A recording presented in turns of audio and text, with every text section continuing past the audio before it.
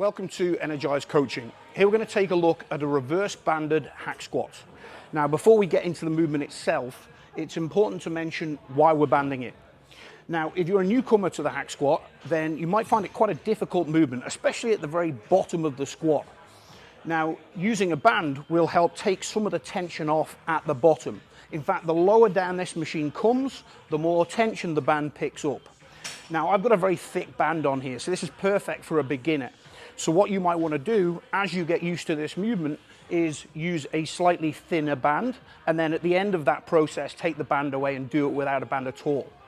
Okay, now this is an awesome movement because it keeps you ridiculously stable throughout the set. If you were doing a back squat with a bar, you're having to balance the bar, coordinate the movement, and squat at the same time. With this machine, you're locked in and you're really stable throughout the set. Okay, so shoulders go under the pads.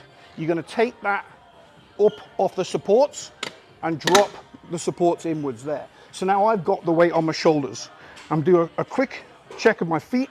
So the alignment of my feet needs to line up with the hips, the knees, and the ankles. And then from there, I'm going to try and get as deep as I can in that squat. Now, it's important as you go down that you keep your heels and your toes on the plate and you get as deep as possible to increase this angle of knee flexion. Okay, and again, my back is nice and tight to that pad. I drive up from there. Okay, I'll do a few reps.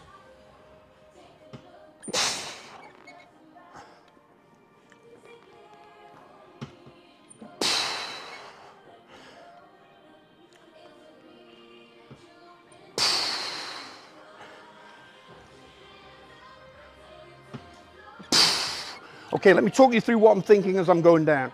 So firstly, from a stability standpoint, lower back is really tight to that pad, keeping my spine really, really stable throughout the movement. And I'm allowing hip flexion and knee flexion to take place. Okay, now depth-wise, I'm trying to get as deep as I can to allow the knees to flex and the hips to flex. In this case, I'm actually bottoming the machine out. Okay, and then I'm pausing at the bottom to take away any momentum and inertia, and then I'm driving hard through the foot plate to stimulate those fibers to return to the top. Okay, control on the way down, aggression on the way up.